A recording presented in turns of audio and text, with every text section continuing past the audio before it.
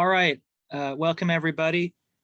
Tonight we're going to have a presentation and discussion of Norris Clarke's The One and the Many, Chapter 15, The Metaphysics of Evolution. And this is a very intriguing and rich topic. So looking forward to hearing the presentation by Jack. How do you pronounce your last name? Bozar, silent C. Jack Bozar, great. So without any further ado, please. All right, so let's get right into it. It's a fairly short chapter, but there's a lot of content going on. So I figured what I would do is just go through a little bit of his outline. So he starts off by, I think it's important to note that in the Catholic tradition, evolution is accepted. And so we have here a quote from John Paul II himself. This is top of page 246, that basically urges Catholics to accept evolution and investigate the theological implications of it. Now, what I would suggest is kind of bracketing this, because in a lot of Protestant traditions, this is not going to be accepted. But for now, my approach in my studies is just to assume its validity or soundness and kind of go from there. So with that in mind, Clarke is going to propose, or he's going to talk right here on page 246 about some of the main problems posed by evolution. So right off the bat, I think it's important to distinguish kind of between the scientific problems and the metaphysical problems. Now, what I have in mind with regard to the scientific problems are, for instance, the origin of life, the Cambrian explosion, the arrangement of DNA nucleotide bases, protein folding sequences, et cetera, et cetera. If you want more information on that, you can look up the Discovery Institute, if you've heard of them. They do a lot of work on this, and the scholars there. But that's kind of not really our concern in this text. That's really for the natural sciences. The concern here is going to be a more ancient problem, and that's going to be the metaphysical problem of, I guess you could say, substantial form, or of the origin of organisms that have different powers. And so I'll kind of discuss what I mean by that, because that's a really crude way of putting it. But right off the bat here, again, bottom of page 246, he's making this same distinction, and he's saying, look, here's the problem for the metaphysician. And if you go to page 247, he puts down here, central metaphysical problem. And I'm gonna read this briefly. Granted from science the fact that in the course of evolution, more complex and higher beings have in fact emerged from simpler and lower beings. So right here, we're accepting the premise of evolution. We're accepting its soundness. And we are saying, how can this be? How is it metaphysically intelligible without violating the principle of proportionate causality, or the PPC, which is no effect can be greater than its cause? Is intervention of some higher cause outside the previously given system needed? And if such is needed, what the hell is it? Where does it come from, etc.? So we have to really unpack this paragraph, because I think this is one of the central paragraphs. He's invoking what's known as the principle of proportionate causality, which Edward Feser lays out in his Scholastic Metaphysics very nicely. And the PPC is actually derived from the principle of sufficient reason. And you know, I don't really want to go into this because that would take us too far afield.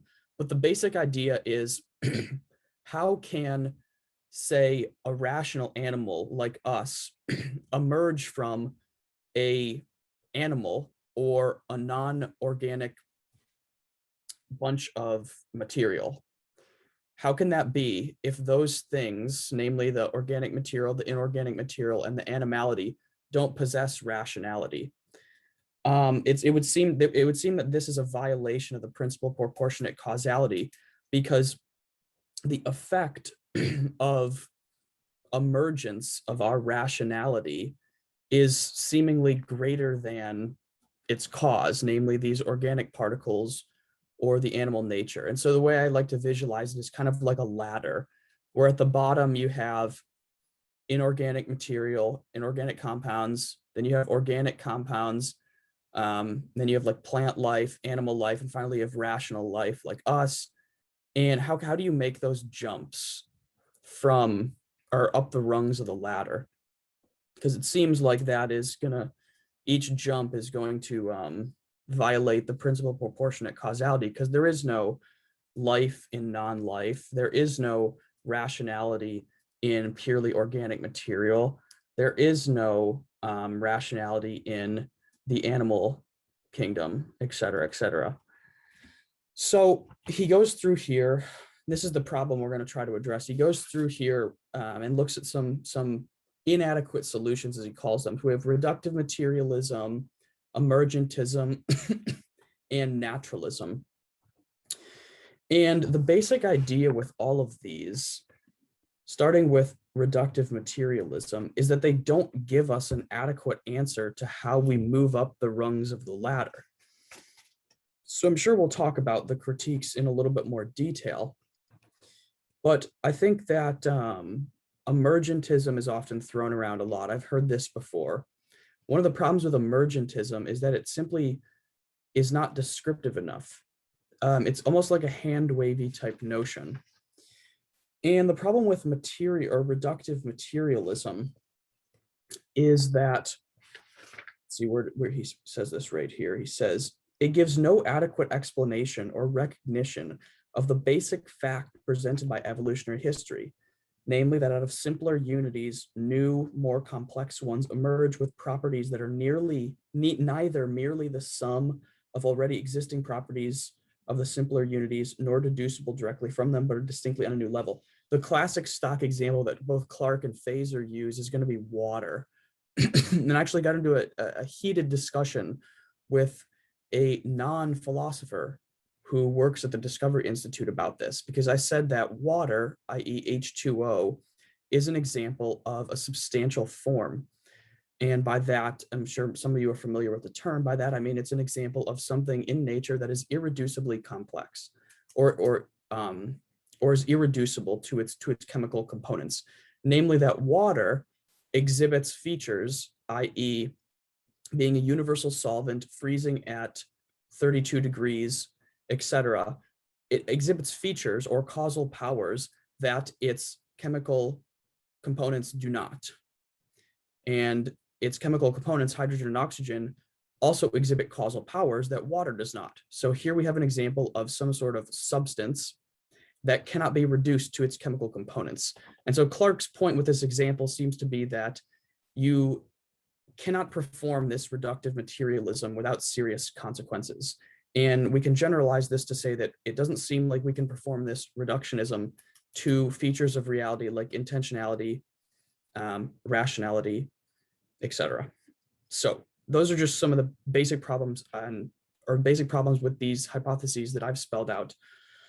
But let's take a look here at, let me look briefly at 249 to see if there's anything I want to touch on. He touches on naturalism, which I think would be, there's a lot packed in, and I'm not going to go really into it right now. But this is important. On the bottom page 248, he defines naturalism as the doctrine that nature is self-sufficient, i.e. completely capable of producing all the results of evolutionary history from the lowest to the highest, including humans, by its own built-in resources or natural causes, without the intervention of any higher cause from outside the already given system, especially not an intelligent designer. This is very, very important to note. I would take serious stock of this, because in philosophy, I personally have heard a lot of people really struggle to define naturalism. And this is an extremely good definition here. What it is, it's an articulation of something called the causal closure principle, which is a term that Lloyd Gerson at Toronto uses quite often. And the causal closure principle it's pretty much what Clark says, but it's the idea that causation is closed into the natural world. There's nothing outside of it that's acting. It's simply, if you want to put it in Aristotelian Thomistic terms, it's simply efficient causation and material causation in kind of a bastardized sense, because for Thomas and Aristotle, those can't exist without formal and final causes, but you get the idea. So that's a good thing to note right there. Obviously, Clarke's going to provide a brief critique of naturalism, which is similar to his critiques of emergentism and reductive materialism. I did have a side note from some of my own experiences here that I wanted to touch on, which is interesting. So on page 250, he has in the second paragraph here, he mentions intelligent design theory. And I don't know if any of you are familiar with it, but it is worth checking out. I actually did a program with the Discovery Institute that's the main people that he references, Michael Behe, Stephen Meyer, etc. They're at the Discovery Institute. I actually did a program with them, not this last summer, but 2 summers ago. And intelligent design gets a lot of flack, not only from Thomists, but from materialists. And I think that a lot of that is undeserved. And I personally am not that big a fan of intelligent design theory. I think that it goes, I think there are some problems with it, but that's another conversation.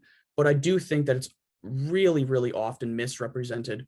The basic claims, and this is relevant because on basically 250 and 251 here, the top of 251, Clarke is talking about intelligent design. I think the basic idea is that current contemporary Darwinian theory seems to have a lot of fundamental mathematical and biological type flaws. So there's a problem with the origin of life. Okay, James Tour, T-O-U-R, is going to be at the DI, the Discovery Institute, pointing that out.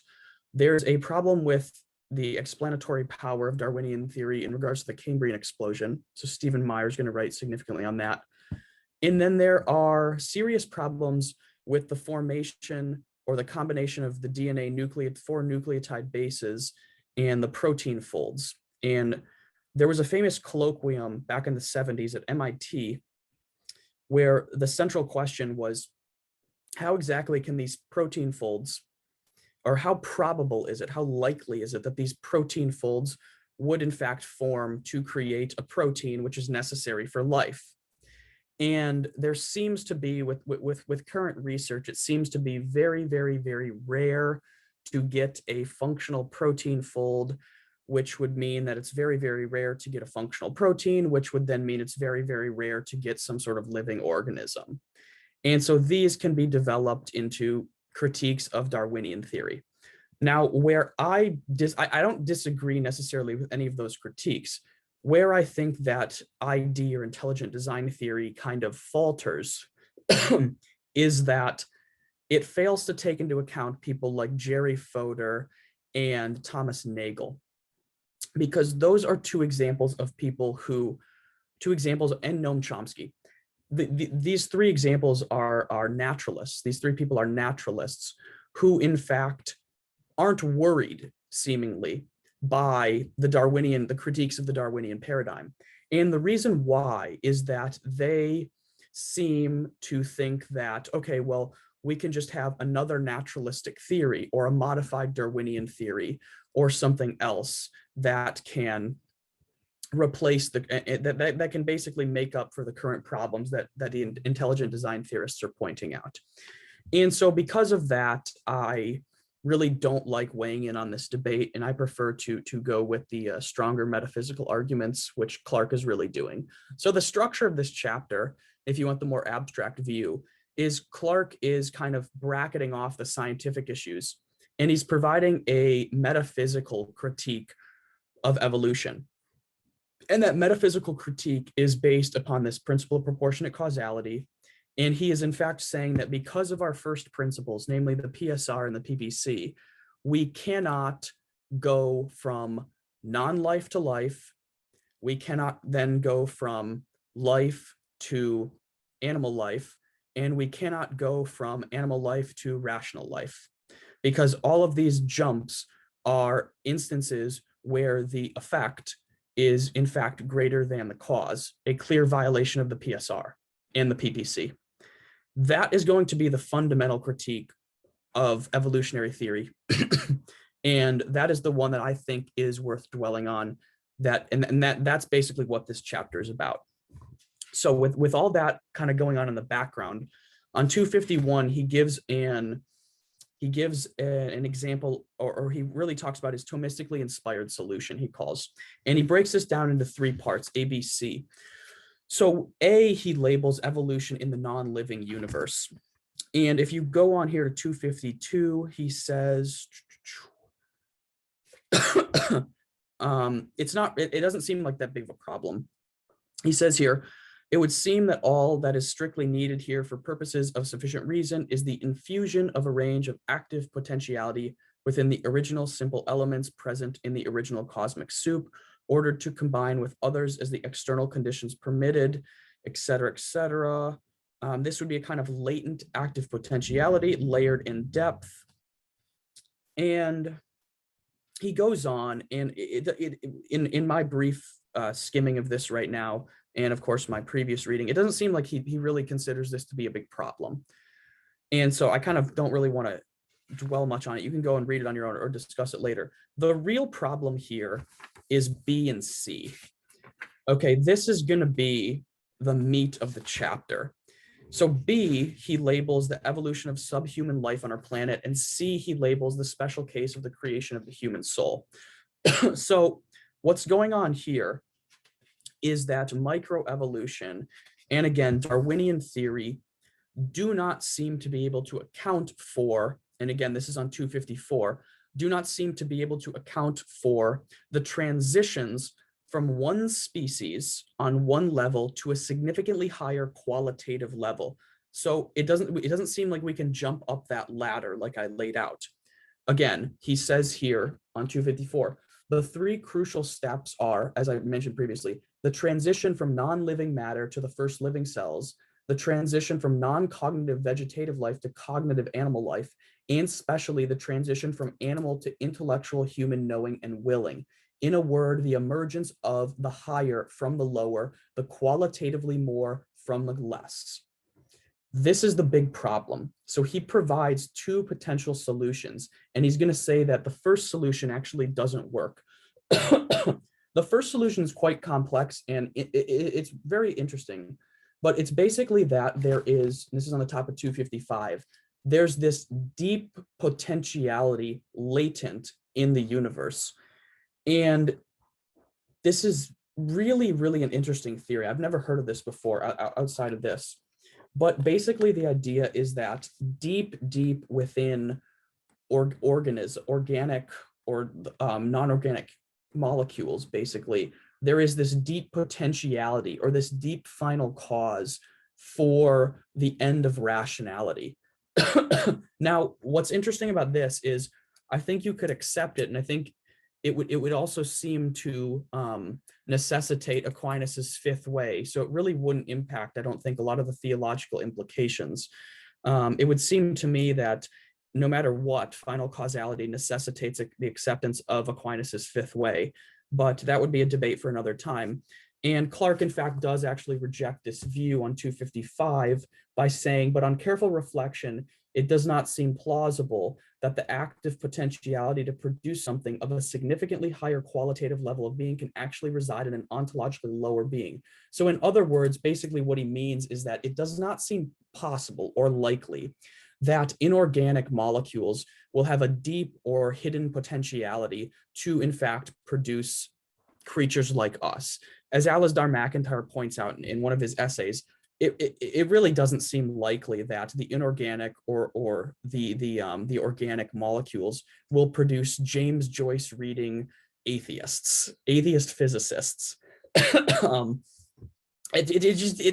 even if it did, like, we have to go back to my point and say, okay, well, what's going on here? Does this final causality actually necessitate a theological implication, which in fact would be Aquinas's conclusion vis-a-vis the fifth way? So with that in mind, let's turn to his second solution here, and that's going to be on page 256. The creation of the material world by God is an ongoing process. This is really interesting because when I first was reading about Aquinas on creation, and I don't know very much about this topic, but I do know this, he thought of creation as an ongoing process, whereas I used to think of creation as just a one and done type thing. Surprisingly, that's not in fact the case. But he says here down on near the bottom of 256, The key point in this metaphysical explanation is the notion of creation as a continually ongoing activity of God, creatively forming his own universe as it unfolds, infusing new active potentialities into it as needed at crucial transitional thresholds, thus collaborating creatively with the whole process as it ascends slowly upward. So basically, God is infusing information into the ongoing process of creation. This is really, really interesting. And this is going to be a second solution, which he argues for. And then he goes and talks about this third case of the human soul. And we have to ask what the metaphysical, he says here on 257, then the metaphysical question arises of what can be the adequate cause of the origin of the human soul. And his conclusion here on 258 is that the appearance in our world of a new human being is something very special. As Genesis alludes, the collaboration of heaven and earth, the earth rising up as far as it can and the heaven reaching down, et cetera, et cetera. The production of an embodied spirit that we call a human person with a corresponding destiny extending through but beyond this whole material world. Nothing less than the creative initiative of a transcendent cause can render adequate sufficient reason for the emergence at the end of the cosmic story of this amazing microcosm, the human person that integrates within itself all the levels of creation from the lowest material to union with the highest spiritual, the author of the whole story. When I read this, I was like, holy fuck, this is unbelievable, because contained here is one of his greatest insights, and one of the greatest insights I personally have taken from Clarke, which is, and he's going to spell this out in the final chapter. Not only does he provide here a solution to this problem that we've been wrestling with, which is the metaphysical problem, but he provides here the genesis or the seed of the solution to the age-old question of why, in fact, did God create man in the first place. He's actually going that you can see here the genesis of that with this last sentence, and I'll read it again, or part of it again. The emergence of, at the end of this cosmic story, of this amazing microcosm, i.e. us, the human person, that, and this is the crucial part, I think, that integrates within itself. So we integrate within ourselves all the levels of creation. So the organic, the inorganic, the rational, and the animal, from the lowest material, like I said, to the union with the highest spiritual. And we also go beyond that because we, as Athanasius of Alexandria would say, participate in the divine nature through theosis. And so this is unbelievably striking. I mean, you can meditate for years on this. And I want you to keep this section in mind when you read the final chapter, because you'll start to see what I mean and how he kind of provides an answer to why we were created. But this seems to be like the genesis of that. He's going to have the conclusion here, and this is actually also extremely important, and I wanted to point this out. He's going to conclude basically summing up what I just said, but he has a note here at the bottom and going on to the next page. And so I want to briefly mention this. He says that there's a growing resistance, not only scientists, but philosophers, to allow this resistance to allow any intervention of God or any higher cause in the evolutionary process. And he says there seem to be two very deeply flawed reasons why this is the case. One, there is a diminishing philosophical recognition of the irreducibly immaterial nature of the human soul as the source of the irreducibly immaterial activities of the intellect and the will. So what he means by that is that, and this is very common. I'm actually a TA right now for ethics, which is a 100-person class, and I interact with a lot of undergrads, and they have no clue what the soul is, and a lot of them really seem to think that the brain and the mind are identical. And so this is an assumption that is very prevalent in today's culture, especially in regard to, and I'll be a TA actually next semester for cognitive science, so I'll be dealing with this question quite a bit. But there's an assumption going on that's very prevalent in the culture that the soul is kind of just this bullshit word that has religious connotation, and the mind is essentially identical with brain states. And what Clarke's pointing out is that this assumption basically diminishes our ability to think about God interjecting into the cosmic process. And what I've been doing to kind of to combat this is pointing out, one, that the brain is not necessarily identical to the mind. Basic arguments, you can do that very easy. And two, the soul doesn't have to have a religious connotation. In fact, the soul is simply the difference, whatever that may be, between a corpse and a live person. And if you just give the undergrads that basic insight, they're like, oh yeah, well, that makes sense. Like, we don't have to interpret this through some religious framework that I may or may not accept. So the second principle here that's worth pointing out, on the bottom of 258 and top of 259, is the underlying principle, rarely if ever submitted to full critical examination or justification, that nature is an all-encompassing self-contained whole of which humans are an inseparable part. So this is basically the assumption of methodological naturalism. It's the assumption that, well, nature just seems to be self-enclosed. Everything is here that we need, ergo, we don't have to do this. There's an interesting interview that I had to watch as an undergrad with Ned Block, who I think is at MIT. He's a philosopher of mind. I think he's at MIT, but he might be elsewhere now.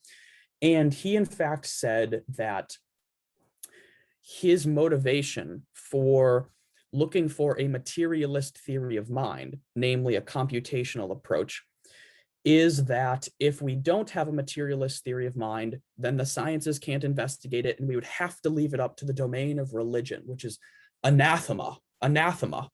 So that's his motivation. And that is a clear example of this methodological naturalist assumption, namely that the mind, the intellect, rationality, whatever you want to say, simply has to be reducible to the natural because the natural is self-enclosed. And Clark says, well, that's an assumption that you're making. It's a big one. We should probably investigate that. So with that, I'll end. And I hope that was informative. That's the basic summary. Obviously, there's a lot contained here, but enjoy.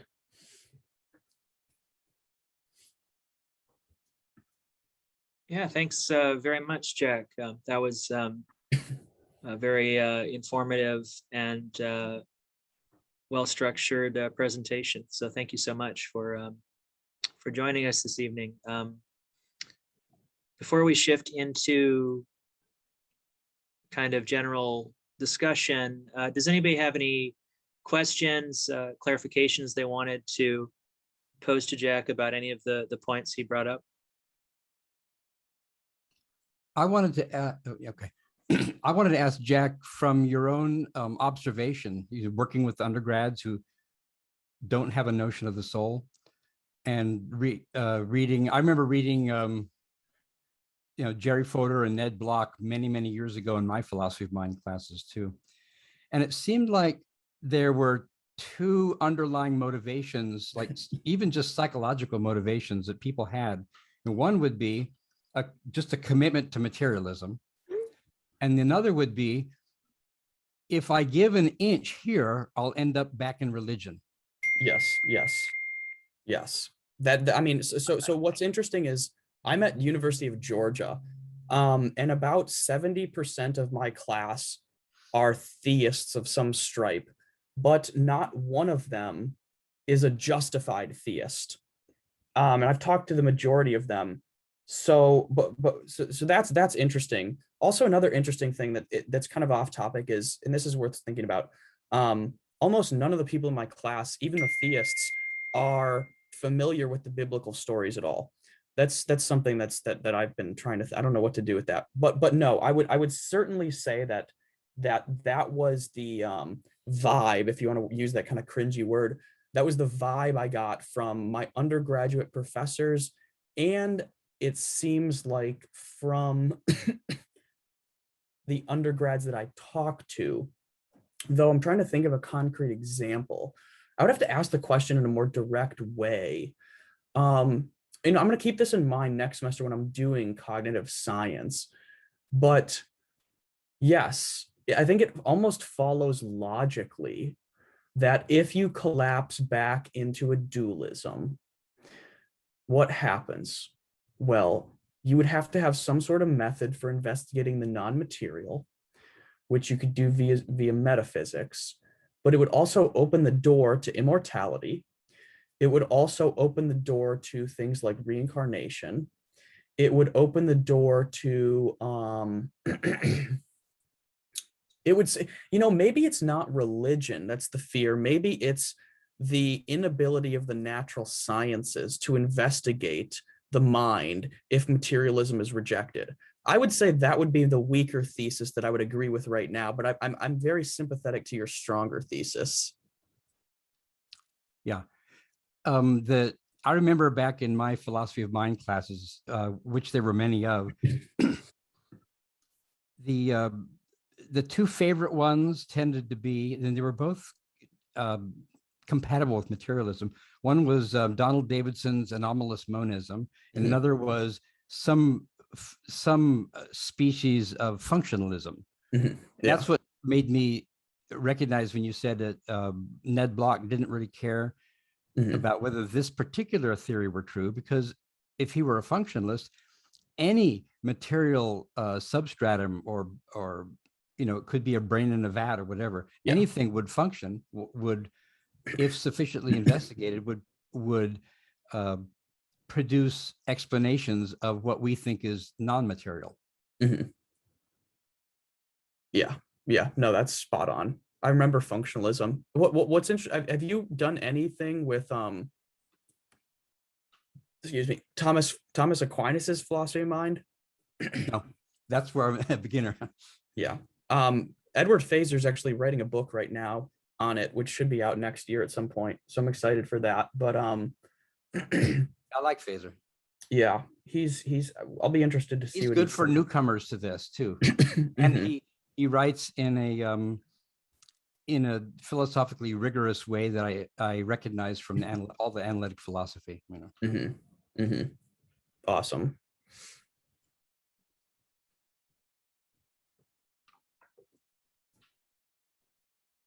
All right. Any more questions, comments?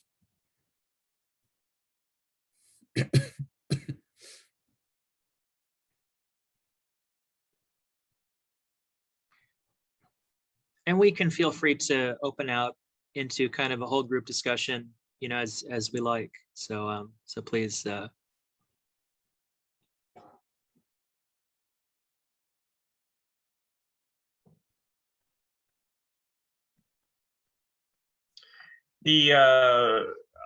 I appreciate your excitement about how he kind of converged in this explanation for the reason of existence of us, and the fact that we integrate everything that has already been created and we go beyond that and be able to be self-aware of that creation that comes into existence.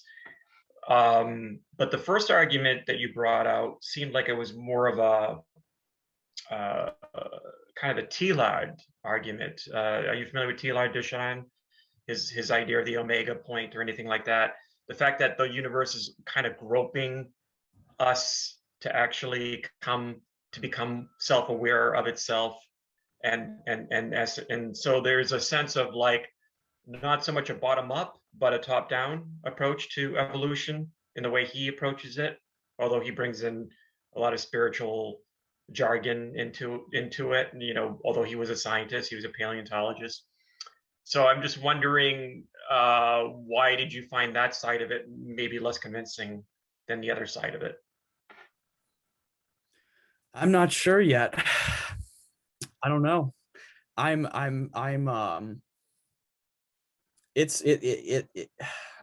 have an answer right now, but I will look up. Can you put in the chat what that guy's name is? Sure. Yeah, no, I'll look that up because I just don't know. It's one of those things where it's like it's a thought that's very interesting, but I just don't know the metaphysics behind it enough to kind of comment on it. My gut reaction right now is to say that it seems to me that it has to do something with our final end, so our final cause. But we then have to specify, okay, well, what is our final cause? And the way I've been trying to wrestle with it is kind of from the patristic notion of theosis, but I'm still just way too underdeveloped to kind of understand anything. So, yeah. And what would be sort of the plus and the negative side about intelligent design in your view? Because you said you think it's underrated, but at the same time you realize that there are problems with it. So I'm just curious to get your feedback on that.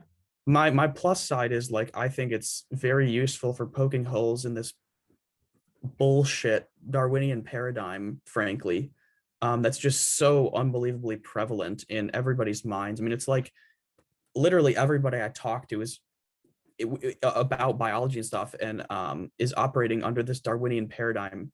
And whether or not it's true, I hate the fact that it's a golden idol. It's a golden calf in our day and age. And it's like, okay, well, there are some fundamental flaws with it. Granted, they may not be flaws in the long run, but as a philosopher, like, I hate the unjustified naivety about it. And so, for instance, I was sitting in on a class earlier this year, and it was evident, there was a philosophy of nature class, and it was evident that all the undergrads simply could not understand the Timaeus, Plato's dialogue, and because they were operating with this Darwinian assumption. I don't remember the details because it was back in August, but that was my initial thought. And so the plus side, I think, of intelligent design is that it is very good at kind of poking holes in our unjustified assumption about the veracity of the Darwinian theory. However, I think it's just bad theology. They're very, like, Stephen Meyer especially is very, very clear that he's not doing theology, because he's not saying that, oh, we don't know what he's not doing any theology, because he's not saying this is God, or this is the Christian God, or something. But ID seems to be compatible with, and this is going to get really controversial really quick, it seems to be compatible with two things. One is Richard Dawkins' famous notion, and Dawkins isn't the only one that holds this, that, well, it could just be aliens or a supercomputer that injected this intelligent life. Okay, so this is something like, I want to say Elon Musk I think he's mentioned this a few times, like, oh, well, maybe we're living in a simulation. So intelligent design is compatible with that view, where it could have been aliens, it could have been some sort of superhuman intelligence, whatever that may mean, that kind of injected life. Whereas this Thomistic critique is not, for other reasons. And the second thing is that intelligent design does not get you to the God of classical theism. At the very best, it can get you to the God of neo-theism.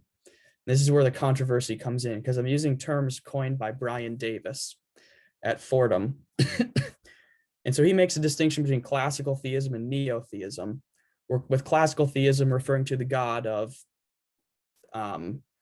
Aquinas, Anselm, Augustine, Maimonides, etc., etc. Yeah, theistic personalism.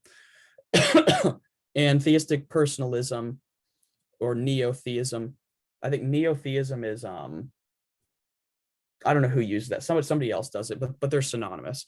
And so that would be what intelligent design seems to get you toward, which would be like God being this individual being located within a genus and being basically a person without limits.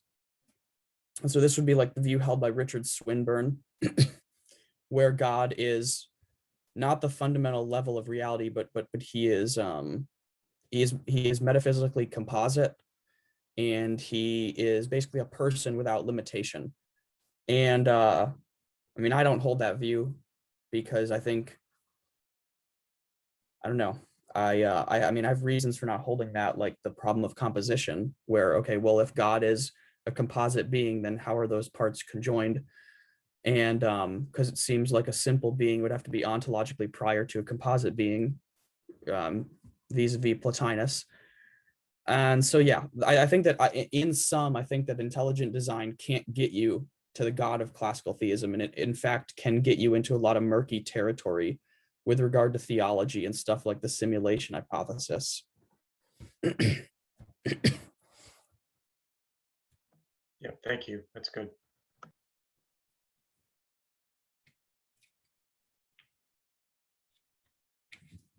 I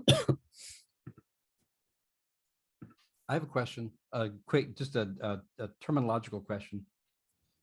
What would be the difference between a latent active potentiality and an active potentiality, non-latent?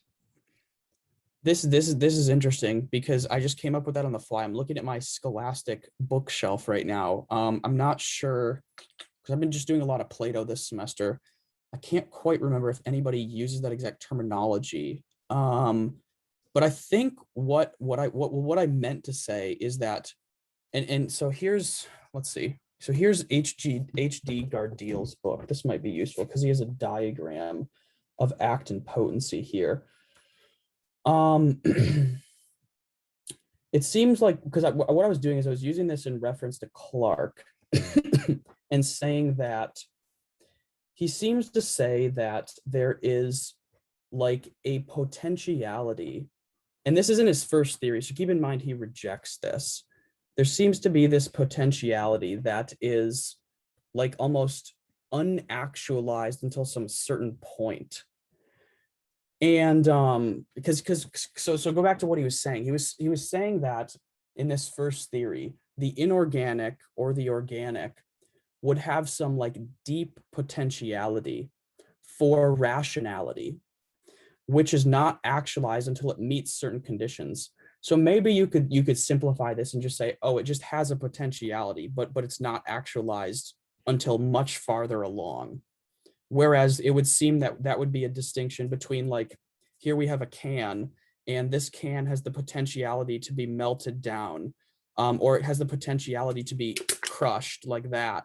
And that potentiality is certainly more easily gotten to, I guess, than like a potentiality for the organic to be rational. I don't know. That's just me like working off the top of my head, if that makes any sense. That's what I came up with too. Not that the Yeah.